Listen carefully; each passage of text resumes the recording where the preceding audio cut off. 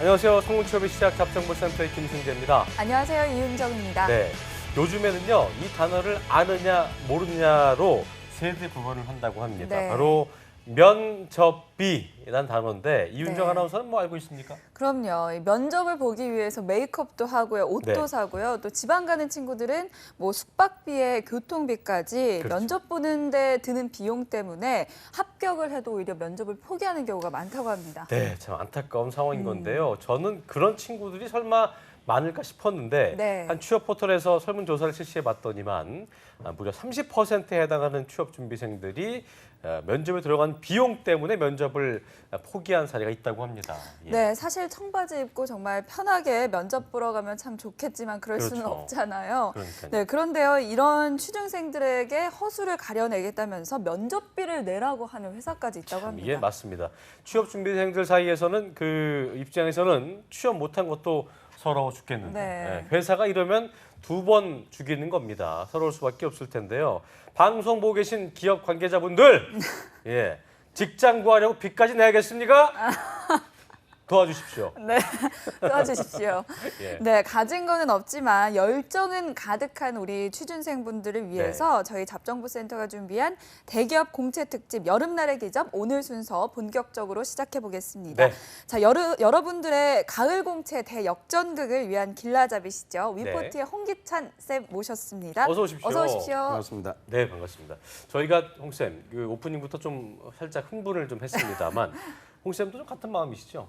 그러니까 기업들이 갑질을 할 때가 많죠. 그러니까요. 저는 개인적으로 롯데라는 그룹을 보면 요즘 이미지가 좀 안 좋잖아요. 네. 근데 저는 원래도 개인적으로 박봉이었잖아요, 롯데가 우리가. 예. 한 것 중에 좀 잘한 게 이제 면접을 보면 그 결과를 성적표로 이제 부여를 해요. 그러니까 네가 어느 영역에서 면접에서 경쟁력이 부족해서 떨어졌구나.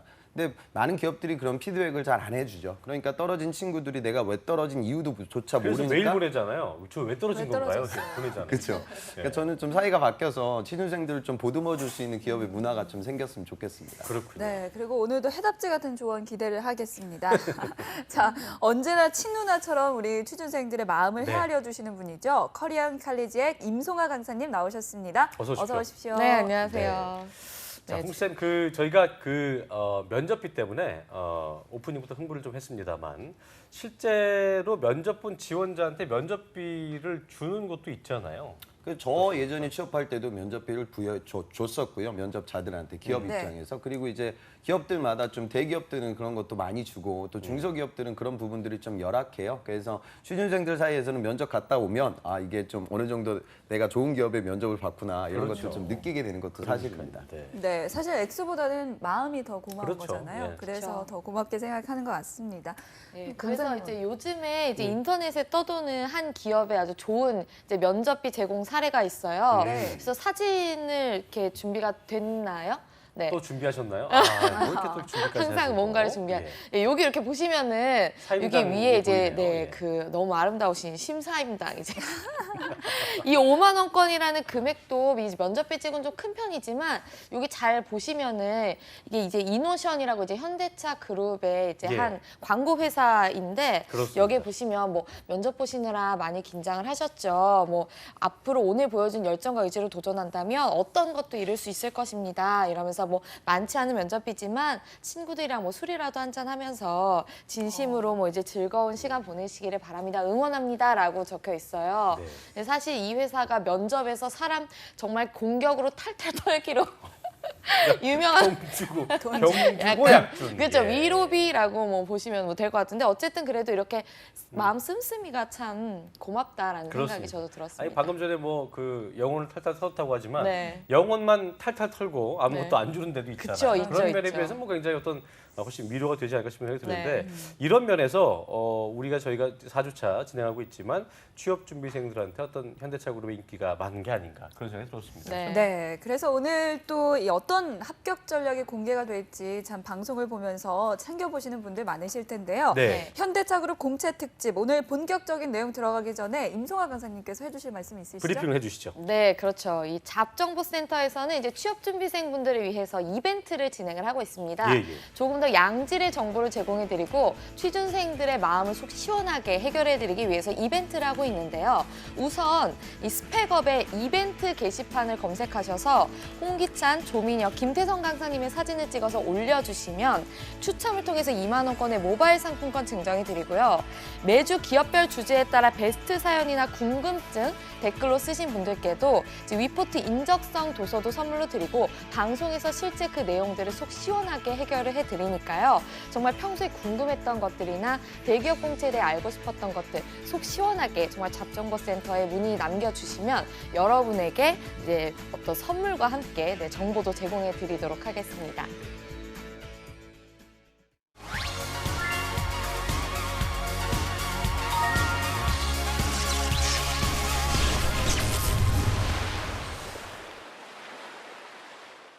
네, 대기업 공채 특집 여름날의 기적 4주차 저희가 함께하고 있습니다.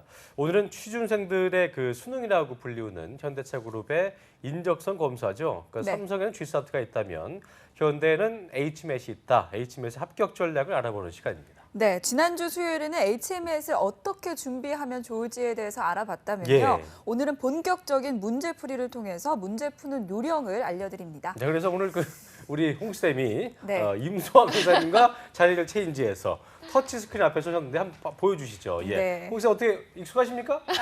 평소 강의하는 사람이니까 서 있는 게 좀 편한 것 같네요. 네. 그러시군요. 예. 네, EBS 오늘은 같은 느낌. 네. 그러니까요. 예, 예.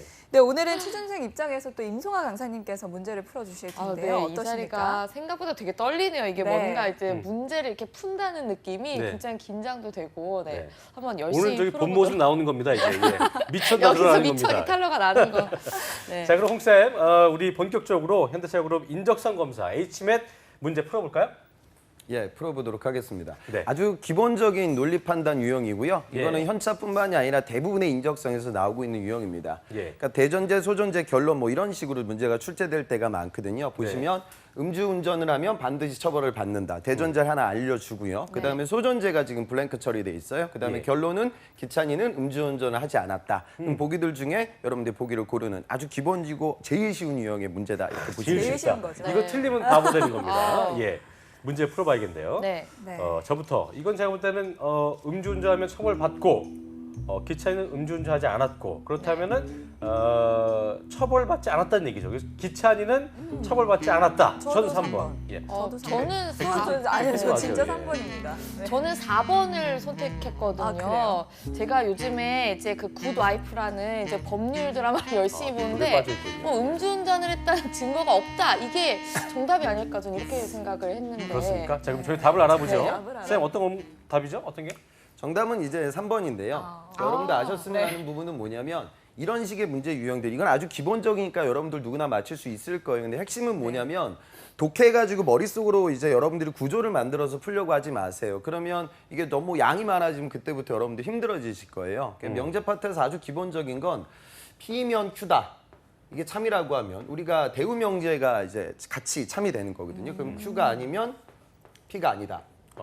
이런 식으로 우리가 정의를 내리는 거예요. 그러면 음주운전을 하면 반드시 처벌을 받았다. 이런 전제를 우리에게 줬기 때문에 대우 명제, 다시 말해 처벌을 받지 않았다.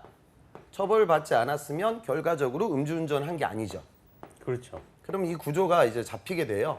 그럼 결과적으로 뭐냐면 여기 나와 있는 게 음주운전 하지 않았다고 하니 기찬이라는 엘리먼트하고 처벌을 받지 않았다. 이 두 개가 연결이 돼 있으면 바로 성립이 되죠. 그러니까 정답을 3번으로 찾는 거예요. 그러니까 물론 이 문제는 쉬우니까 여러분들이 머릿속으로도 쉽게 떠올릴 수 있지만 시험장 가면 긴장이 되고 구성 요소가 많아지거든요. 예. 그러니까 이렇게 대우 명제를 반사적으로 여러분들이 머릿속으로 떠올리거나 적고 그다음에 연결고리를 잡아서 문제에 접근을 한다. 이 부분을 꼭 좀 이해하셨으면 좋겠습니다. 알겠습니다. 네, 네. 첫 번째 논리 판단 영역 부분을 풀어봤습니다. 네. 근데 문제를 풀어보시면서 정말 이게 나랑 말장난하나 뭐 이렇게 느껴지실 수도 있는데요. 굉장히 그리고 쉽다고 했는데 저희 둘은 맞췄지만 네. 이제 이성화 쌤은 아 근데 이게 제 틀린 생각에 걸로, 예. 법대생 친구 중에 분명 4번 고른 친구 있었을 것 같기도 그럴 수도 하거든요. 있겠죠. 홍 쌤, 네. 그 가능한 증거가 없다. 타당한 얘기입니까 이게? 네. 예. 그러니까 그 머릿속으로 풀게 되면 이제 좀 그런 생각들을 하게 되는데 구조로 푸시는 게 좋습니다. 그림을 그려서 풀어야 된다. 알겠습니다. 네. 네. 자, 한 문제 더 풀어보죠, 기찬 쌤.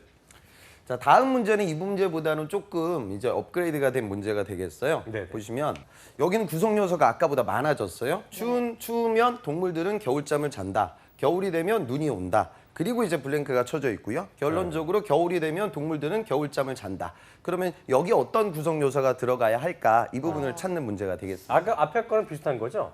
그렇죠. 근데 이게 좀 더 헷갈립니다. 그러니까 질문이 이게 많아서. 지문이 점점점 이런 식으로 그러니까요. 길어져요. 그럼 그러다 우리 보니까 이윤정, 어려운 여러분들이 거니까 이윤정 아나운서부터 똑똑한 이윤정 아나운서 풀어보죠. 추우면 눈이 온다? 추우면 눈이 네, 온다. 5번. 저는 5번이라고 생각을 그렇습니까? 했습니다. 저도 5번 아니면 4번 같은데 네. 겨울잠을 자고 또 겨울이 되면 눈이 오고 그러니까 겨울이 되면 동물들이 겨울잠 자니까 눈이 뭔가 들어가야 될 것 같은데 저도 5번 하겠습니다. 5번 같습니다. 근데 진짜 이게 정말 말장난인 게 이게 4번이랑 5번이랑 만약에 이 중에 답이 있다면 둘 다 정답 아닐까 저도 이런 저도 생각이 그쵸. 들어요. 그래서 두 분이 5번을 하셨으니까 저는 4번을 한번 해보도록. 근데 안타가 뭔가 좀 알겠습니다. 이상한 것 같아요. 네. 그래서 저희는 5번, 여긴 4번. 네. 누가 바보가 될 것인가? 이 문제도 정답은 이제 4번인데요. 오, 그 정말요? 여러분들이 오. 보셔야 되는 건 뭐냐면 아까 제가 대우명제에 대한 개념을 말씀드렸고요. 여기는 네. 아까보다는 좀 구성 요소가 많아요. 그래서 구조화시켜서 추리 파트에 접근하는 게 좋습니다. 네. 자, 추우면 동물들은 겨울잠을 잔다. 그렇죠. 피면 추다. 하나의 지금 조건이 나왔어요. 예. 그다음에 두 번째는 겨울이 되면 눈이 온다. 전혀 다른 구성 요소죠. 그렇죠. 그럼 예를 들어 R이면 S다. 네. 그런 구성 요소가 지금 잡혀 있다고 봅시다. 네. 자, 그러면 결과적으로 겨울이 되면 동물들은 겨울잠을 잔다. 이런 식으로 잡혀 있으니까 결국 R에서 시작을 해가지고 결론은 뭐가 나왔어요? Q가 나왔죠, 그죠? 그렇죠. 그런데 우리가 알 수 있는 건 Q가 나오기 위해서는 P라는 조건이 들어오고요. 네. R이라는 조건이 있으면 S라는 조건이 나오게 돼요. 네. 그렇죠. 결과적으로 우리가 알아야 되는 건 S하고 P의 이 연결고리를 잡게 되면 답을 찾을 수가 있죠. 네. 그러면 S면 Q다. 그가 지금 그 조건이 여기 보기에 나와 있지 않아요. 네. 그런데 아까 말씀드렸다시피 대우명제가 동등하다고 했으니까 결국 이거의 대우명제 춥지 않으면 눈이 오지 않는다를 찾으면 정답 4번을 찾을 수가 있습니다. 그래요? 그러니까 여러분들 요거를 이렇게 독해가지고 5번이 머릿속으로 왜 안 돼? 5번이 안 되는 이유는 뭐예요? 5번이 이제 구성 요소가 맞지 않죠. 요 구성 요소가 잡혀야 되니까. S가 눈이 온다. 결국 S면 P다. 그 조건은 여기 없거든요. 그러니까 그거의 대우명제를 우리가 찾아야 눈이 되는 문제죠. 그러니까 반대로 해서.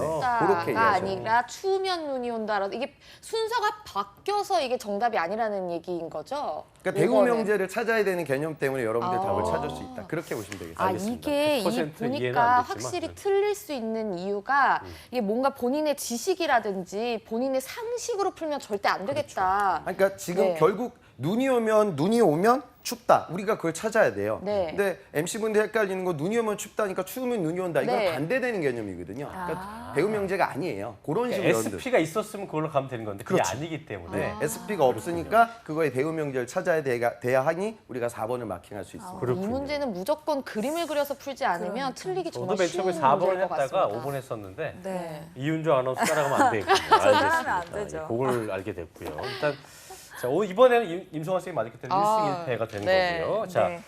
자, 다음 문제를 또 한번 좀 풀어봐야 될 것 같습니다. 예. 그전 떠나서 논리 판단 영역 요령 정리를 좀 한번 해주시죠. 네. 그 논리 판단에서 가장 중요한 부분들은 아까 제가 말씀드렸다시피 요거는 사실 쉬운 영역이에요. 그래서 저희가 여름날의 계절 다음 시리즈 때는 요즘 나오는 모든 어떤 조건의 3단 논법에 대해서도 말씀을 드리겠습니다. 네. 기본 명제 파트는 여러분들이 연결고리를 잡아서 푸는 거예요. 그래서 명제에 나와 있는 내용들을 여러분들이 독해를 하면서 도식화시키는 게 필요하고요. 그 도식화시키는 방법론에 있어서 가장 중요한 건 대우 명제를 꼭 적어라. 그리고 이제 여러분들이 그 적은 그 구성 요소들이 있겠죠. 그들 사이에 연결고리를 잡아서 문제에 접근해봐라. 그게 이제 추리 모든 적성 파트의 기본 중의 기본이다. 그렇게 이해하시면 되겠습니다. 알겠습니다. 네, 이렇게 논리 판단 영역 문제 풀어봤고요. 예. 이어서 다른 영역 문제도 풀어보겠습니다. 문제 주시죠. 뭔가 숫자가 많이 나와 있네요. 자, 여기 나와 있는 건 이제 자료 해석이라든가 정보 추론 파트에서 나오는 부분이에요. 근데 네. 요즘 이 정보 자료 해석이라든가 추론의 기본적인 그 트렌드 중에 하나는 예전에는 문제를 보고 그냥 더하기를 하라, 나누기를 하라, 뭐 이런 식의 비율을 산정하는 문제들이 많이 나왔는데요. 요즘 패턴 두 가지는 그래프 해석과 관련된 단순 계산 실력보다는 추론 능력을 검증하는 문제가 많이 나오고 있고요. 또 한 가지 특징 중에 하나는 여러분들 표를 봤을 때 보이지 않는 값을 물어볼 때가 있어요. 그래서 오늘은 그 그래프 해석과 관련된 문제를 제가 지금 말씀드리도록 하겠습니다. 지금 뭐 지문들이 굉장히 길게 나와 있어요. 그죠? 다음은 어떤 회사의 TV 광고와 브랜드 인지도 간의 관계를 나타낸 표이다. 이딴 거 읽고 있으면 안 돼요. 우리한테는 그럴 시간이 없습니다. 그러니까 중요한 건 뭐냐면 지금 이 문제 같은 경우에는 핵심은 그거거든요. 되게 열심히 읽고 있었는데 이 부분은 저한테 하신 읽을 얘기인 줄 필요는 알았어요. 없고요. 네. 이거는 결국 그래프의 패턴을 보는 문제가 되거든요. 네. 자, 봅시다. 자, 여기 그래프들이 5개가 보이고 있어요. 네. 그런데 X축이 누적 횟수고요. 그다음에 세로축이 인지도 지수예요. 그러면 네. 앞선 그 표에서 누적 횟수하고 인지도 지수를 보여줬죠. 네. 그럼 그 수치값을 그래프로 가장 예쁘게 그린 문제를 찾아라. 그렇게 푸는 문제가 되겠습니다. 알겠습니다. 문제 한번 풀어보겠습니다. 아, 저 같은 경우에는 일단은 올라갔잖아요. 네. 누적 횟수가 올라갈수록 인지도 지수가 올라가기 때문에 이렇게 비례된 느낌이기 때문에 네. 일단은 5번이나 4번은 아니고요. 네. 1, 2, 3번 중에 하나인 것 같은데 제가 볼 때는 뭔가 폭발적으로 느는 티핑 포인트 같은 순간이 옵니다. 그래서 저 같은 경우는 이제 처음에는 좀 그 평탄하게 가다가 순간적으로 올라가게 되는 2번을 전 꼽았습니다. 예. 아, 어떤 걸로 골랐나요? 그렇다면 저는 3번을 뽑겠습니다. 3번. 네. 지금 뭐 저랑 대결하는 건 좋았어요. 예. 네, 이게 어렵네요. 근데 제 생각에는 음. 왠지 이렇게 경제 그래프 이런 걸 보면 주로 이렇게 곡선이 많기 때문에 저는 그래서 2번을 하겠습니다. 그래요. 저만 3번인가요? 네, 지금 웃으시는 걸 보니까 영 우리가 이상한 추리 3번 같기도 하고 있다는 하고. 생각이 1번 드는데. 아닐까요? 네. 저는 2번으로 했어요. 2번을 했습니다. 뭡니까? 선생님? 답이요. 자, 이런 문제 볼 때 아까 이야기가 나왔는데 정보 해석이나 이 자료 해석 파트는요. 그러니까 주어진 정보를 여러분들이 보는 거지 평소 내가 알고 있었던 배경 지식에 의존해 가지고 절대 답을 마킹하시면 안 돼요. 아, 네. 자, 이 문제는 앞서 말씀드렸다시피 어느 정도만 보면 X축이 증가하면서 Y축이 동시에 증가하고 있다는 걸 우리가 알 수 있습니다. 네. 네. 그러니까 당연히 4번하고 5번은 예선 탈락이에요. 그렇죠. 그러면 1번, 2번, 3번 중에 하나인데 패턴은 무엇이냐면 이렇게 보시면 돼요. 이공계들은 아마 느낌이 올 텐데 이건 결국 미분값 싸움이에요. 초반 X값의 변화량과 Y값의 변화량 그리고 마지막에 등장하는 X값의 변화량과 Y값의 변화량 그 기울기가 동등하다. 그럼 답은 이제 요놈이 될 거고요. 기울기가 처음에는 굉장히 누워 있었어요. 적었어요. 그런데 네. 기울기가 가파라졌어요. 체증했어요. 그럼 답은 2번이 될 거고요. 네. 기울기가 굉장히 가파랐는데 점점점 줄어들었어요. 체감했어요. 그러면 1번이 되겠죠. 그러면 이 문제는 앞선 페이지를 한번 보죠. 보셔야 될 건 뭐냐면 결국 X값의 변화량분의 Y값의 변화량이 얼마나 변화했냐 그걸 찾으면 되는 문제가 되거든요. 네. 그러면 이전 페이지를 보면 초반 X값의 변화량과 Y값의 변화량 이전 페이지요. 좀 똑바로 좀 하세요. 예. 죄송합니다. 초반 X값의 변화량과 Y값의 변화량 이 비율 네. 그리고 마지막에 나오는 이 비율이 과연 변화했냐 안 변화했냐 이거거든요. 그래서 여러분들 수치값을 보고 보면 그 비율은 지금 거의 변화하고 있지 않아요. 그러니까 네. 기울기가 그대로 유지되고 있는 상황이거든요. 그러니까 정답은 3번이 됩니다. 오. 아주 많이 나오는 패턴 중에 하나예요. 결국 기울기 값 그러니까 초반 기울기 값 마지막 기울기 값을 확정해가지고 푸는 거니까 이 문제는 사실 여러분들이 손으로 푼다기보다 눈으로도 충분히 검측할 수 있는 그런 문제가 되겠습니다. 쌤, 근데 8번과 9번 보면은 인지도 지수가 한 7 차이가 나잖아요. 네. 그쵸. 처음에는 2 차이밖에 안 나고 하니까 좀 나중에 더 가파르게 올라간 거 아닙니까? 네. 아니죠. 여기가 지금 28이고요. 그다음에 여기가 2.5고 이게 72고 7.1이거든요. 나는 못 믿겠다. 그럼 여기 한번 더 보면 여기가 20이고 여기가 2.1 정도 되죠. 그렇군요. 그러니까 비율이 이거 그대로 가고 있는 분명히 거예요. 그런 걸못 정말 아까 봤군요. 김승리 아나운서 말씀해 주신 것처럼 이 수치만 보고 이게 달라진 거를 따져서 분명히 그렇게 풀었던 친구들이 많을 것 같아요. 저는 위에 걸 비례하지 네. 않았습니다. 예, 그런 걸 좀 실수했네요. 예, X와 Y의 변화량. 맞습니다. 네. 어쨌든 네. 이윤정 아나운서 제가 저보다 좀 더 맞췄네요. 난 걸로 예, 이번 문제는. 네, 알겠습니다. 이런 게 정보 추론 영역인데 좀 더 까다로운 것 같아요. 네, 네. 특성이 있을까요? 뭐 어떤 특성이 있죠, 이런? 그러니까 이런 문제들은 사실 단순 계산 문제도 지금도 출제가 돼요. 단순 계산 문제는 여러분들이 진짜로 나눗셈을 진행하셔야 되고 곱하기를 진행하셔야 돼요. 예. 근데 요즘 뭐 NCS라든가 이런 자원 배분 파트도 나오는 문제들을 보면 그러니까 논리적인 추론 능력을 검증하는 단순 계산 실력보다는 추론을 보거든요. 그 네. 추론에서 많이 나오는 게 이제 그래프와 관련된 부분입니다. 그래서 여러분들 항상 기울기를 좀 집중하세요. 기울기. 그러니까 지금 내가 느껴지는 절대적 지표가 중요한 것이 아니라 X값의 변화량분의 Y값의 변화량 그 비율 자체가 변화했냐 안 했냐 이 부분을 좀 진행하셨으면 좋겠습니다. 네. 그렇군요. 알겠습니다. 어렵습니다. 이게 참 다음 문제를 좀 풀어봐야 될 텐데 다음은 정보 추론 중에 다른 타입인 것 같아요. 좀 풀어볼까요? 네. 자, 이런 문제들도 이제 많이 나오는데 그래프를 보여주고 있죠. 네. 그리고 이 그래프의 비율을 또 묻는 보기를 여러분들이 골라야 되는 상황이에요. 그래서 A 지역의 데이터 그리고 B 지역의 데이터를 보고 있어요. 그러니까 여러분들 문제 볼 때 막 이런 거 읽고 있으면 안 돼요. 아, 거기도 읽으면 안 되나요? 그러니까 그런 시간이 우리에게 없습니다. 다 하지 말래요. 뭐라고 못해요. 그러니까 중요한 건 이거는 그러니까 문과 학생들과 이공계들의 차이점이 그런 부분들이 있어요. 그러니까 네. 문과 학생들은 데이터를 볼 때 데이터의 의미, 네. 뭐 그러니까 이게 토마토가 어떻게 되고 뭐 그쵸. 농약약이 어떻게 되고 네. 이런 건 별로 중요하지 않거든요. 우리가 알아야 되는 건 이거는 두 지역의 연도별 데이터예요. 네, 네. 두 지역의 연도별 데이터를 보여주고 있는데 보기는 이 비율 결국 A값과 B값의 비율을 제대로 예쁘게 그린 그래프를 찾아라. 이렇게 보는 문제가 되겠습니다. 네.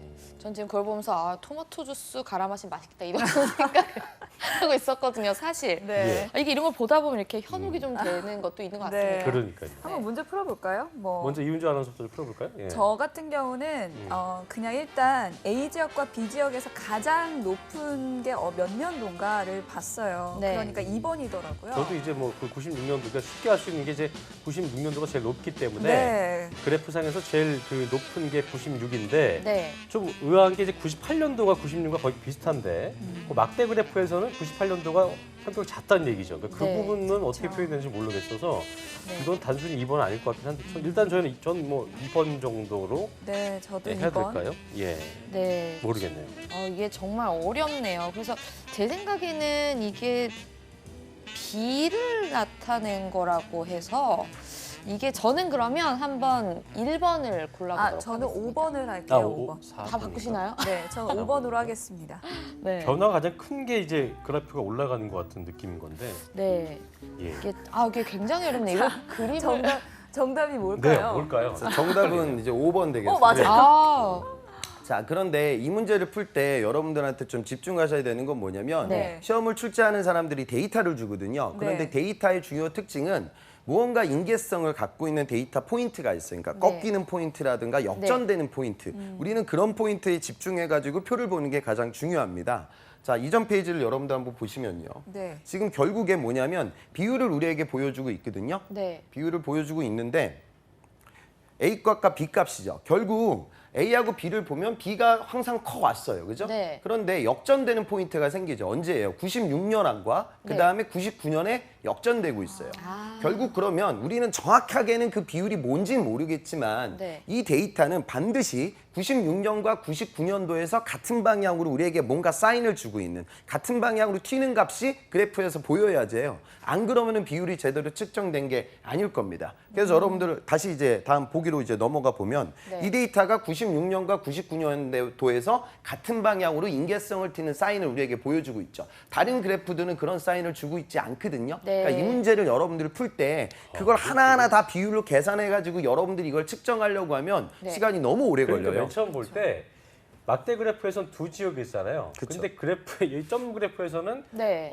한 하나로, 지역에 하나니까 네. 이게 두 개를 합한 건지 뭐 그런 네. 생각을 하게 되는 것 같은데 어쨌든 풀이기 좀 있는 문제라고 볼 수 그렇죠. 있겠네요. 그러니까 A 지역과 B 지역의 비율이다. 그러면 비율이 역전되는 포인트라고 하면 비율이 확연하게 차이가 날 거 아니에요. 그렇게 네. 확연하게 나는 포인트를 여러분들이 찾고 보기에서 그 포인트를 검증하고 이런 식으로 공통점으로 뭐가 접근하죠. 바뀐 부분이 있는 공통점을 찾아내서 그렇죠. 그걸 추론하는 문제라고 볼 수 있습니다. 맞습니다. 그러네요. 네. 그렇다면 예. 이런 문제들을 보통 1분에 몇 문제 정도를 풀어야 될까요? 보통 이제 여러분들 수리나 이게 기업들마다 좀 틀린데 여러분들 한 문제를 풀 때는 뭐 1분에서 한 30초 정도. 근데 이런 문제들은 사실은 난이도가 있는 문제는 아니에요. 그러니까 쉬운 거예요? 아주 그 복잡하게 계산해야 되는 문제들도 있고요. 그러니까 요거는 이제 계산하는 문제가 아니라 눈으로 추론하는 문제이기 때문에 이 문제는 뭐 30초 정도 수준에서 여러분들 푸셔야 남겨진 시간에 어려운 문제들을 많이 푸실 수가 있습니다. 네. 눈대중 같은 거. 그러니까 기본적인 어떤 센스, 프로세스 능력을 좀 보는 것 같아요. 얼마큼 좀 빨리빨리 볼 수 있는지. 이게 저 왜 그러냐면 기업 생활 하다 보면 그러니까 품질 파트에 있는 직원들 같은 경우에는 제품 스펙 데이터를 보면서 불량의 원인을 빠르게 찾아낼 수 있는 실력이 필요하고요.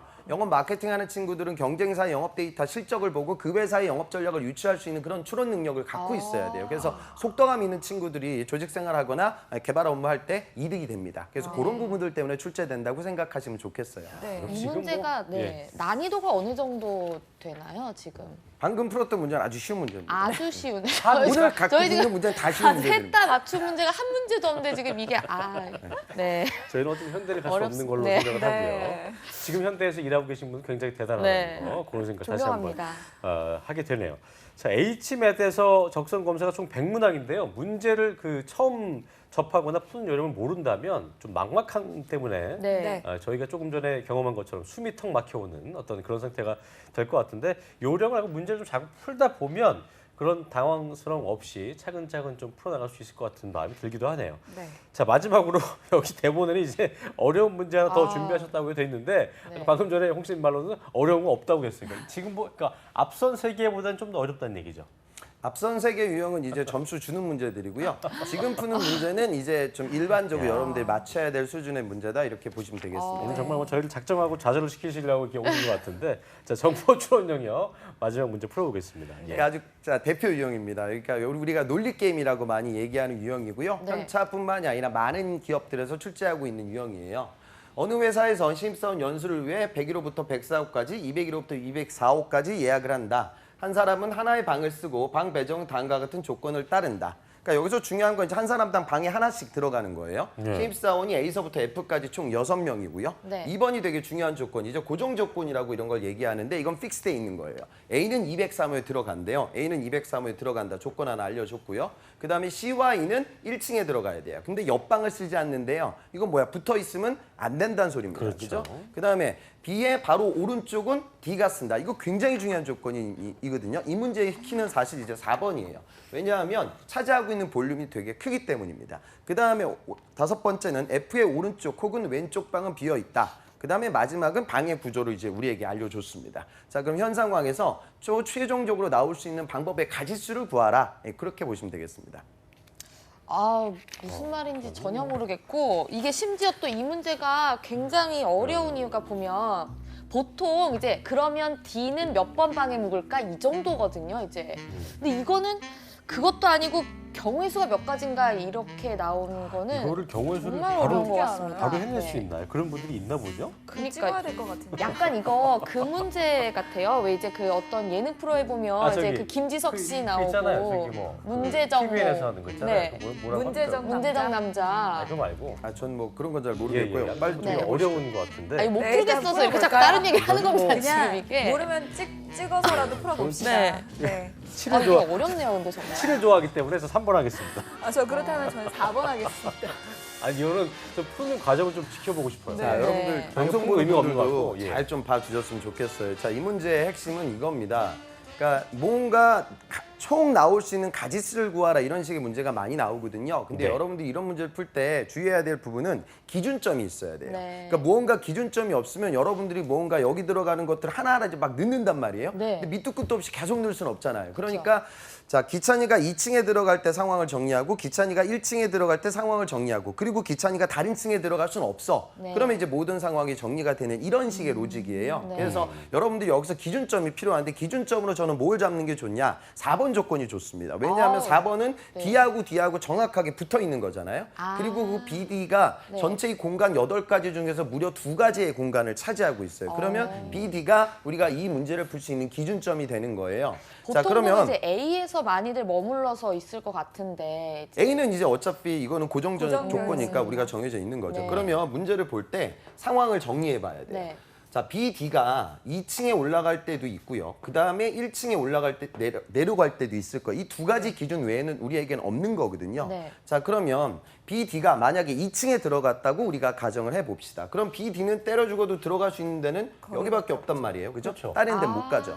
자, 그럼 남아있는 게 C하고 E하고 F가 될 거예요. 그런데 네. C하고 E는 무조건 1층에 들어가야 하고 그다음에 뭐라고 했어요? 붙어 있으면 안 된단 말이에요. 네. 그러면 C, E가 들어갈 수 있는 조건이 자, C가 E가 이렇게 들어가고 네. C, E가 이렇게 들어갈 수도 있겠죠. 그렇죠? 네. 자, 이렇게 되면 어떻게 되냐? F가 들어갈 곳이 없어져요. F는 아까 뭐라고 했습니까? 오른쪽 혹은 왼쪽 방은 비어 있어야 하잖아요. 그럼 F가 여기 들어가도 조건이 충족되지 않고 여기 들어가도 충족되지 않고 여기 들어가도 충족되지 않아요. 네. 결국 C, E가 이렇게 들어가선 안 안 된다는 돼요. 거죠. 네. 그렇죠. 자, 그러면 두 번째 또 C가 어떤 식으로 들어갈 수 있냐? 이런 식으로 들어갈 수도 있겠죠. 그죠? 그러면 자, 이걸 이제 1층이라고 가정을 하고 그러면 마찬가지로 또 F가 들어갈 수 있는 공간이 없고. 생기지 않습니다. 예, 예. 그죠? 그러면 결과적으로 C는 어떻게 들어갈 수밖에 없냐? 이런 식으로 들어갈 수밖에 없거든요. 양 끝에. 그죠? 그러면 F가 이제 들어갈 수 있는 네. 데가 어디예요? 102호와 103호에 103호. 들어가게 예, 예. 되죠. 그러면 현 상황 B하고 D가 2층에 올라갈 수 있을 때 나올 수 있는 모든 가짓수는 F가 들어갈 수 있는 방이 2가지고요. 네. 또 한 가지 C하고 E하고 체인지 될 수가 있겠죠. 네. 그러니까 총 여기서 4가지가 네 나오는 가지. 거예요. 네 가지 자, 나왔잖아요. B하고 D하고 2층에 올라갔을 때 나올 수 있는 모든 가짓수는 4가지예요. 근데 내가 지금 답이 없잖아 이게 지금.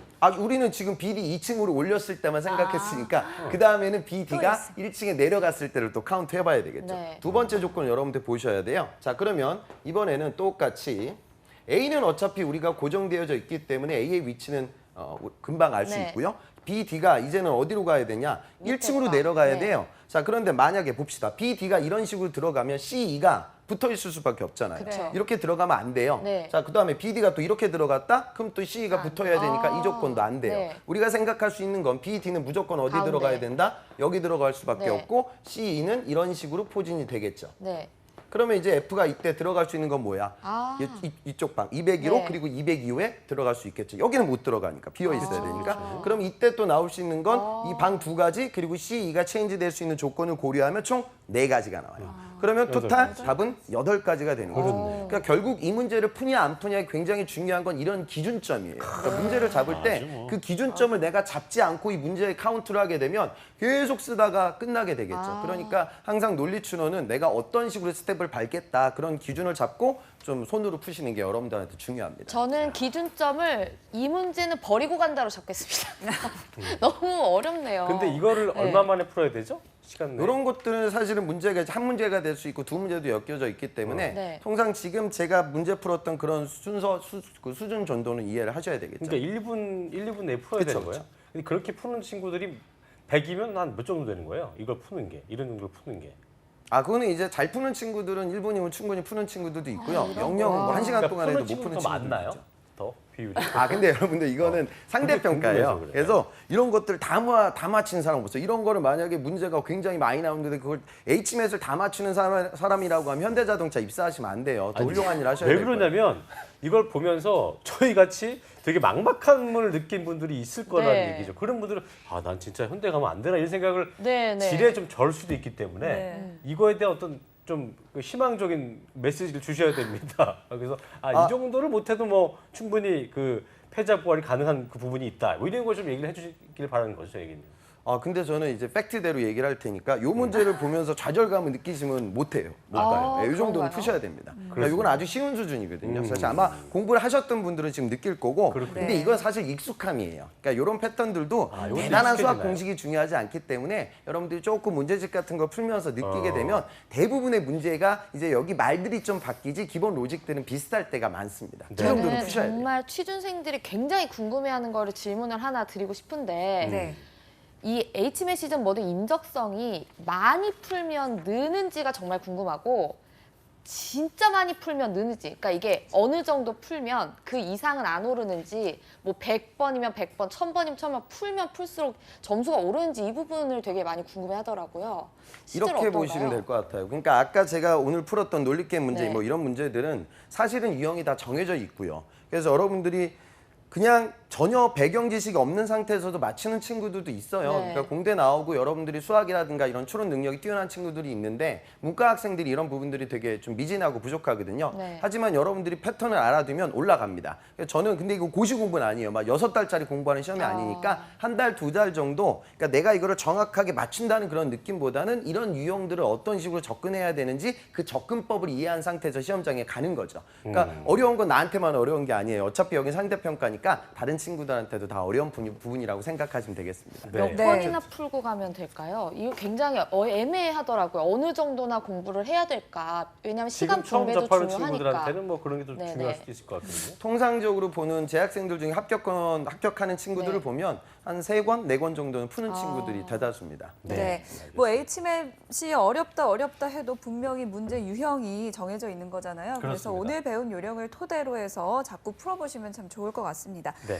자, 홍기찬 쌤 마지막으로 이 HMAT을 잘 풀려면 어떻게 해야 되는지 좀 정리 좀 해주시죠. 참 애매한 질문인데요. 예. 근데 HMA뿐만이 아니라 오늘 풀었던 문제들은 모든 기업 적성에서 다 출제가 되고 있어요. NCS도 마찬가지예요. 그러니까 기본적인 추리력과 자료 골점 해석할 수 있는 능력을 키운다 이렇게 생각을 하세요. 그러니까 여러분들 회사 생활하다 보면 자료 해석이라든가 이렇게 논리적으로 상황 판단을 해야 될 때가 있어요. 그래서 그런 부분들에 대한 사전 연습으로 생각하시고 너무 좀 힘겨워하지 않았으면 좋겠어요. 그러니까 저는 뭐 서울대 공대 나오고 막 과학고 출신 학생들도 처음에 이런 문제를 접하게 되면 다들 버거워합니다. 근데 네. 조금 여러분들 패턴들이 익히면 경쟁력이 올라가니까 그런 관점에서 도전을 좀 해보셨으면 좋겠습니다. 알겠습니다. 이런 말이 있죠. 태산이 높다 하되 하늘 아래 메이로다. 그러니까 뭐 HMAT이 아무리 어려워도 홍기쌤 말처럼 분명히 좀 문제 유형은 정해져 있는 거기 때문에 풀고 풀다 보면 분명히 익숙해진 날이 올 겁니다. 그 날을 생각하시면서 힘내시길 바라겠습니다. 네, 오늘 현대차그룹 인적성 검사 HMAT 고득점 전략을 위한 문제풀이 팁 네. 위포트의 홍기찬 쌤과 함께했습니다. 고맙습니다. 감사합니다. 네, 네, 그리고 커리안 칼리지의 임송아 간사님도 고맙습니다. 네, 고맙습니다. 감사합니다. 네.